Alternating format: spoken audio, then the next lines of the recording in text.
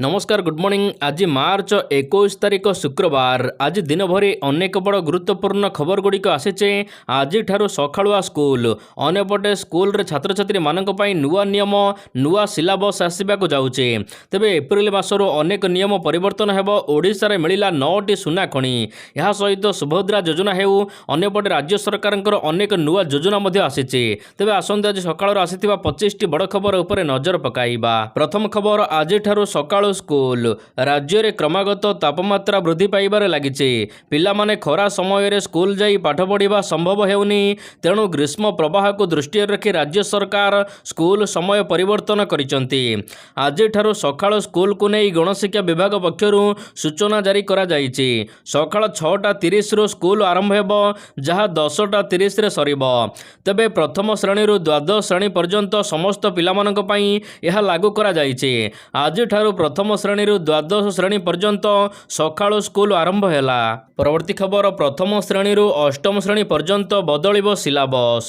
प्रथम श्रेणी अष्टम श्रेणी पर्यंत छात्र छात्री पाठपढ़ा परिवर्तन करिवार संभावना रही। ओडिशा सरकार 2026-27 शिक्षा वर्ष राज्य बोर्डर छात्र छात्री मानकर शिक्षा पाठ्यक्रम परिवर्तन करने को योजना करुचंती।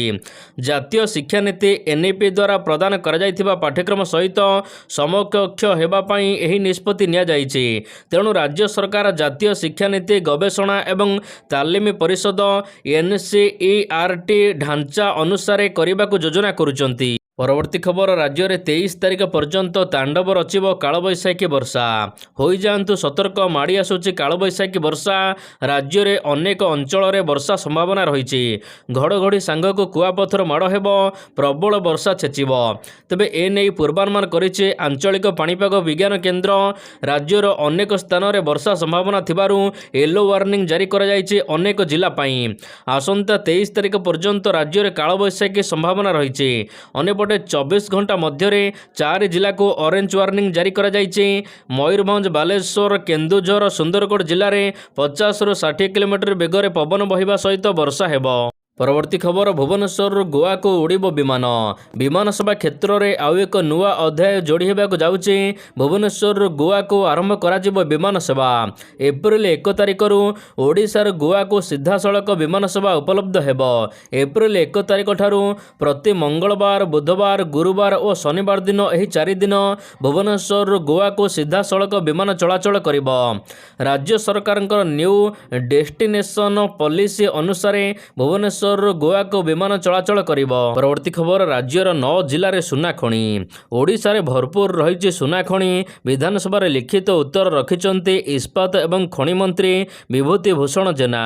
मंत्री कहिचंती देवगढ़, केन्दुझर, यापरे सुंदरगढ़, नवरंगपुर, अनुगुल, कोरापुट, मालकानगिरी, संबलपुर और बौद्ध जिले में सुना खणी थिबा सूचना मिलिछि। तेबे ए सब जिला गुड़िकरे भारतीय भूविज्ञान सर्वेक्षण जीएसआई संस्था द्वारा अनेक जगह अन्वेषण कराजिबा परे सुना पत्थर थिबा संधान मिलिछि। परवर्ती खबर आउ रहिबनी ब्लॉक ग्रांट। आउ कौनसी विद्यालय महाविद्यालय शिक्षक अध्यापक माने ब्लॉक ग्रांट पाइबे नहीं। समस्त शिक्षक अध्यापकों को 1994 नियम अनुसार ग्रांट इन डे दरमा प्रदान करने हाईकोर्ट बुधवार दिन एक गुरुत्वपूर्ण राय प्रदान करिसंती। प्राय 300 आवेदनकारी शिक्षक अध्यापकों पक्षर आगत मामलार एकत्र शुणाणी करी हाईकोर्ट विचारपति जस्टिस बिरजा प्रसन्न शतपथी एने निर्देश जारी करिसंती। हाईकोर्टंकर एही आदेश फल राज्यर लक्षाधिक शिक्षक अध्यापक उपकृत हेबे। परवर्ती खबर प्रथम श्रेणी पंचम श्रेणी पर्यंत पिलांको मिलिबो जादू पेड़ी। राज्य सरकार 2025-26 शिक्षा वर्ष जातीय शिक्षा नीति 2020 को पर्यायक्रमे कार्य करने को जाउचंती। एथिपाई सबु प्राथमिक विद्यालय रे गोटिए लेखाए अतिरिक्त प्राक विद्यालय श्रेणी बा शिशु वाटिका खोलिबा को नहीं राज्य सरकार निष्पत्ति नैचंती। 5 वर्ष 6 वर्ष बयसर पिलांको प्राक विद्यालय बा शिशु वाटिका रे नाम लेखा पई 2025-26 शिक्षा वर्ष प्रथम श्रेणी पाई नाम लेखा बयस को 6 वर्ष किंबा याठू अधिक कराजिबो बोली घोषणा करा जाइछि। ପରବର୍ତ୍ତୀ ଖବର ପୁରୀରେ କେବୁଲ ଲ୍ୟାଣ୍ଡିଂ ଷ୍ଟେସନ ସ୍ଥାପନ କରିବେ ଓଡ଼ିଶା ସରକାର।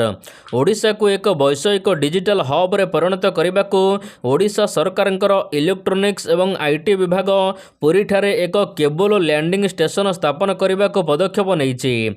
ଏକ ଗୁରୁତ୍ୱପୂର୍ଣ୍ଣ ପଦକ୍ଷେପରେ ରାଜ୍ୟର ଡିଜିଟାଲ ଭିତ୍ତିଭୂମିକୁ ଉଲ୍ଲେଖନୀୟ ଭାବରେ ବୃଦ୍ଧି କରାଯିବ। ଏହା ସହିତ ଡାଟା ସେଣ୍ଟରରେ ନିବେଶକୁ ତ୍ୱରାନ୍ୱିତ କରିବ ଏବଂ ଉଚ୍ଚସ୍ତରୀୟ ପ୍ରଯୁକ୍ତି ବିଦ୍ୟାକୁ ଆକୃଷ୍ଟ କରିବା ଦ୍ୱାରା ନିଯୁକ୍ତି ସୁଯୋଗ ମଧ୍ୟ ସୃଷ୍ଟି ହେବ ଓଡ଼ିଶାରେ। ପରବର୍ତ୍ତୀ ଖବର କିଏ କରିବ ନବ ଦାସଙ୍କ ତଦନ୍ତ? ପୂର୍ବତନ ମନ୍ତ୍ରୀ ସ୍ୱର୍ଗତ ନବ ଦାସଙ୍କ ହତ୍ୟାକାଣ୍ଡର ଉପଯୁକ୍ତ ତଦନ୍ତ କରାଯାଇ ପ୍ରକୃତ ଦୋଷୀଙ୍କୁ ଆଇନ ଅନୁସାରେ ଦୃଷ୍ଟାନ୍ତମୂଳକ ଦଣ୍ଡବିଧାନ କରାଯିବ। ସ୍ୱର୍ଗତ ଦାସଙ୍କ ପରିବାରଙ୍କ ପକ୍ଷରୁ ମୁଖ୍ୟମନ୍ତ୍ରୀଙ୍କୁ ଗତକାଲି ଭେଟାଯାଇଥିଲା। ଏହାପରେ ଏବେ ତଦନ୍ତ କିଏ କରିବ ଏ ନେଇ ଏବେ ସମସ୍ତଙ୍କ ନଜର ରହିଛି।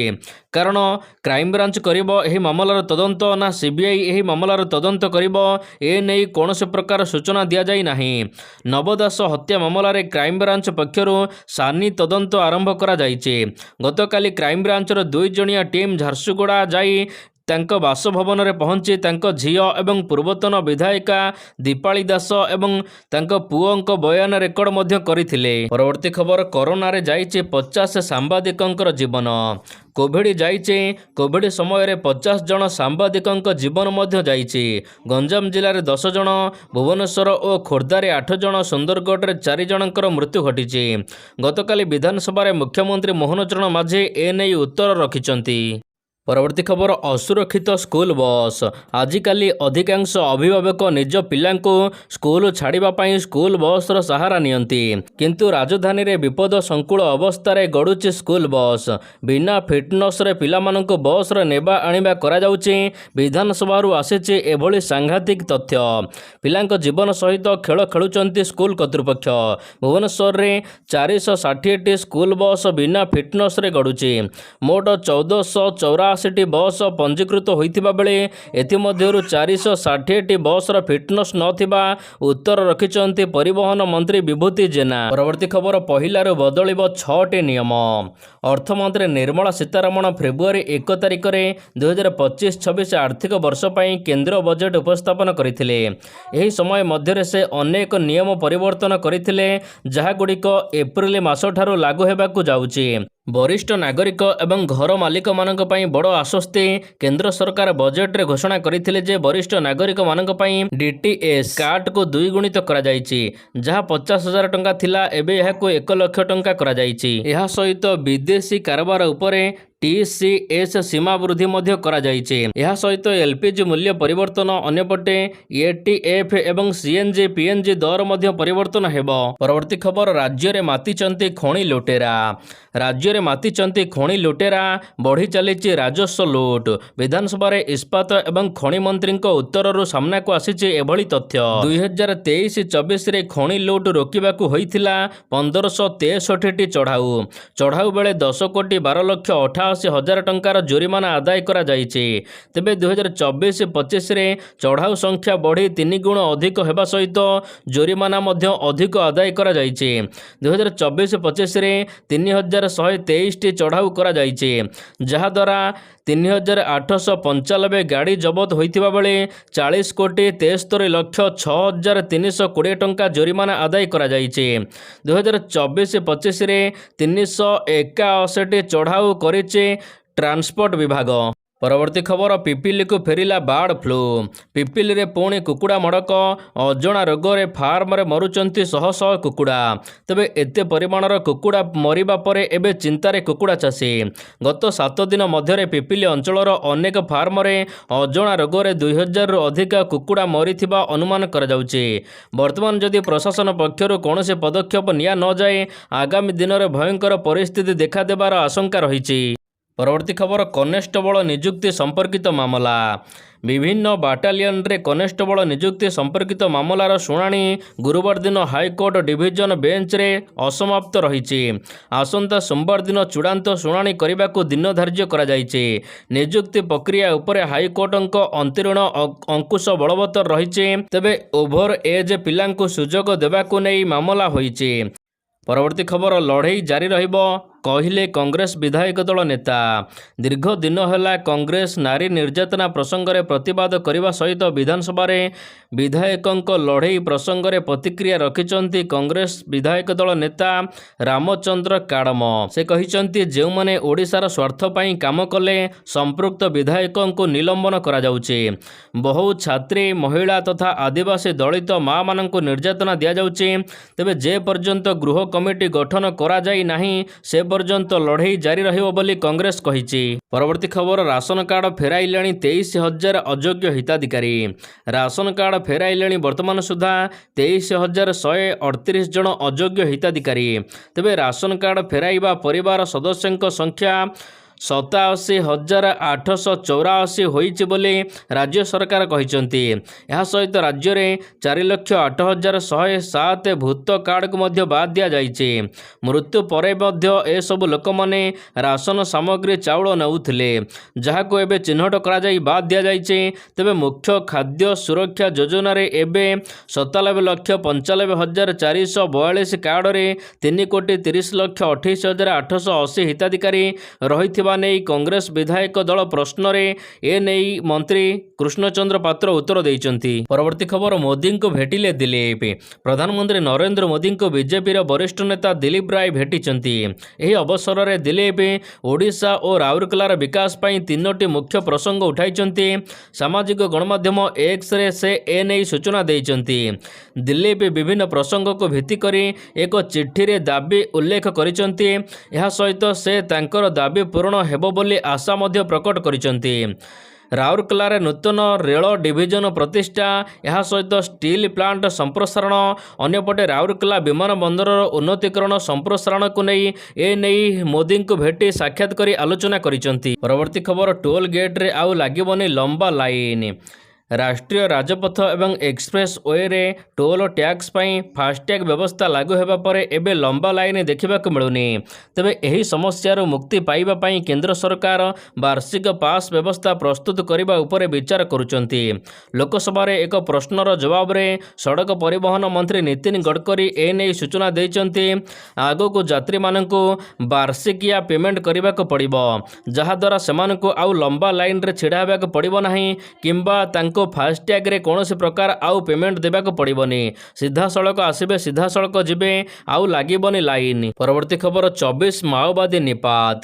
ଛତିଶଗଡ଼ରେ ବଡ଼ ଧରଣର ଏନକାଉଣ୍ଟର କରାଯାଇଛି, ଯାହାଦ୍ୱାରା 24 ଜଣ ମାଓବାଦୀଙ୍କର ମୃତ୍ୟୁ ଘଟିଛି। ମିଳିଲା ଆଉ 2 ମାଓବାଦୀଙ୍କର ଏବେ ମୃତଦେହ। ତେବେ ବିଜାପୁରରେ 20 ମାଓବାଦୀଙ୍କ ମୃତଦେହ ଉଦ୍ଧାର କରାଯାଇଥିବା ବେଳେ କାଙ୍କେର ଜିଲ୍ଲାରୁ 4 ଜଣ ମାଓବାଦୀଙ୍କର ଶବ ଯବାନମାନେ ଜବତ କରିଛନ୍ତି। ଘଟଣାସ୍ଥଳରୁ ବିପୁଳ ପରିମାଣର ମାଓ ସାମଗ୍ରୀ, ଅସ୍ତ୍ରଶସ୍ତ୍ର ମଧ୍ୟ ଜବତ କରାଯାଇଛି। ତେବେ ବିଜାପୁରରେ ଗୁଳି ବିନିମୟ ସମୟରେ ଜଣେ ଯବାନ ମଧ୍ୟ ଶହୀଦ ହୋଇଥିବା ସୂଚନା ମିଳିଛି। ପରବର୍ତ୍ତୀ ଖବର, ଚାମ୍ପିୟନ ଟ୍ରଫିରେ ଜିତିବା ପରେ ଜାଣନ୍ତୁ ଖେଳାଳିମାନେ କେତେ ଟଙ୍କା ପାଇଲେ। ଭାରତୀୟ cricket control board ICC champion trophy 2025ର ବିଜେତା ଟିମ୍ ଇଣ୍ଡିଆ ହୋଇଛି। ଏହାପରେ ପୁରସ୍କାର ରାଶି ଘୋଷଣା କରାଯାଇଛି। ବୋର୍ଡ 58 କୋଟି ଟଙ୍କା ନଗଦ ରାଶି ଘୋଷଣା କରିଛି। ଏହି ପୁରସ୍କାର ଖେଳାଳି, କୋଚିଂ, ସହଯୋଗୀ ଷ୍ଟାଫ୍ ଏବଂ ଅଜିତ ଅଗରକରଙ୍କର ଚୟନ ସମିତିକୁ ମିଳିବ। ହେଲେ କାହାକୁ କେତେ ଟଙ୍କା ମିଳିବ କୁହାଯାଇ ନାହିଁ। ଟ୍ରଫି ଜିତିବା ପାଇଁ ଟିମ୍ ଇଣ୍ଡିଆକୁ ପାଖାପାଖି 19.48 କୋଟି ଟଙ୍କା ମଧ୍ୟ ମିଳିସାରିଛି। ପରବର୍ତ୍ତୀ ଖବର, ଅଧିନାୟକଙ୍କ ବୈଠକରେ ହେଲା ବଡ଼ ନିଷ୍ପତ୍ତି। ମାର୍ଚ୍ଚ 22 ତାରିଖରୁ IPL 2025ର ଶୁଭାରମ୍ଭ ହେବାକୁ ଯାଉଛି।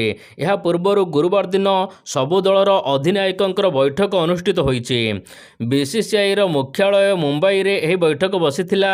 ଏଥିରେ IPLରେ ଅନେକ ନିୟମ ପରିବର୍ତ୍ତନ ଘଟିଛି। ବୋଲରଙ୍କୁ ନେଇ ଗୁରୁତ୍ୱପୂର୍ଣ୍ଣ ନିଷ୍ପତ୍ତି ହୋଇଛି। ତେବେ ବଲ୍ ଉପରେ ଲାଳ ବ୍ୟବହାର ଉପରେ କଟକଣାକୁ ହଟାଇ ଦିଆଯାଇଛି।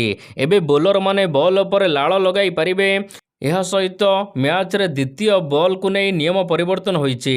ନୂଆ ନିୟମ ଅନୁସାରେ ମ୍ୟାଚ୍ରେ ଦ୍ୱିତୀୟ ବୋଲର ଦ୍ୱିତୀୟ ଇନିଂସର 11ତମ ଓଭର ପରେ ଆସିବେ।